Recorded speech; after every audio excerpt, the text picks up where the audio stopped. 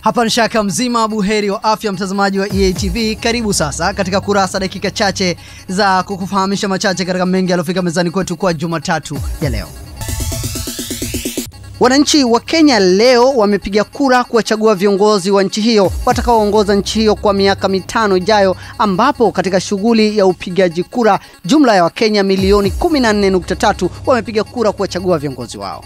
Jijini Dar es Salaam, jumla ya raia wa Kenya 720 wanatarajiwa kupiga kura kwa mara ya kwanza katika zoezi lilokuwa likifanyika kwenye kituo cha kupiga kura kilichopo ndani ya jengo la ubalozi wa Kenya nchini Tanzania. Sheria ya nchi ilieleza ya kwamba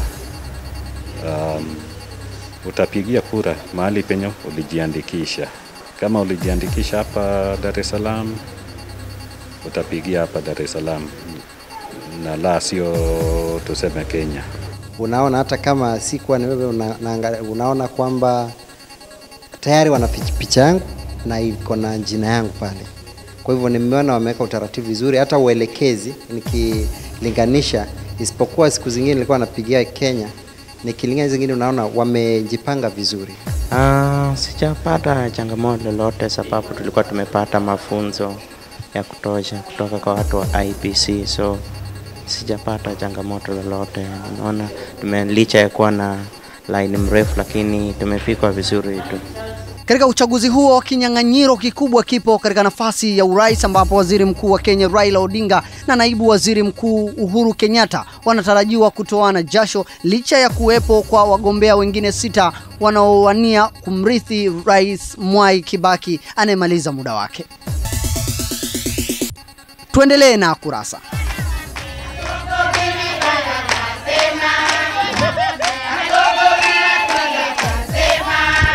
Wanawake waishio eneo la Mwananyamala Mbuyuni, kata ya Makumbusho, wilayani Kinondoni jijini Dar es Salaam, wamelalamikia kufanyiwa vitendo vya ubakaji unaofanywa na vijana wasiokuwa na kazi za kufanya, huku wakieleza kuhuzunishwa na kukithiri kwa vitendo hivyo katika eneo hilo bila hatua stahiki za kiusalama kuchukuliwa.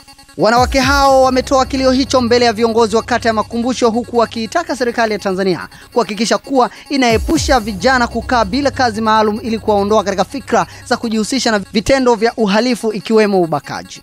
Pamoja na maadhimisho ya siku ya wanawake duniani, lakini pia ni kufikisha kero zetu katika viongozi wa serikali, hususani ni hali halisi ambayo inatusumbua, ambayo ni hali ya maji, ukabaji na ubakaji ambao vimekithiri katika eneo letu.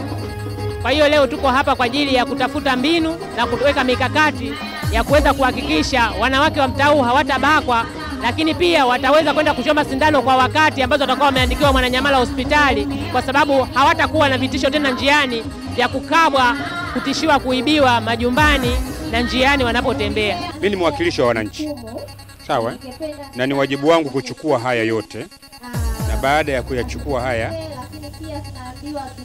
mimi ni kuyafikisha sehemu husika.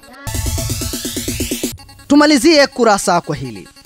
Mahakama ya hakimu mkazi Kisutu jijini Dar es Salaam imewakuta na kesi ya kujibu watuhumiwa Sheikh Ponda Isa Ponda na wafuasi wake 49 katika mashtaka yanayowakabili.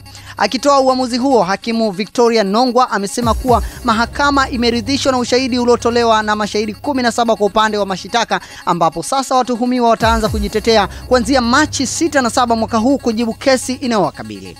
Akizungumzia uamuzi huo wa mahakama, wakili wa washtakiwa hao Nasoro Juma ameelezea namna alivyopokea uamuzi wa mahakama. Na ni kweli kwamba mashahidi wametoa ushahidi wao kwa upande wa mashtaka. Mahakama haijui mpaka sasa hivi hawa washtakiwa na wao wanalipi la kusema juu ya mgogoro huu. Mimi nashukuru kama mahakama imeona kwamba washtakiwa wana kesi ya kujibu, itakuwa ni wasaa mzuri sasa wa kila mtu kupata uhakika wa nini hasa lililopo katika kiwanja hiki cha Markazi ambacho kimeleta mzozo mkubwa huu.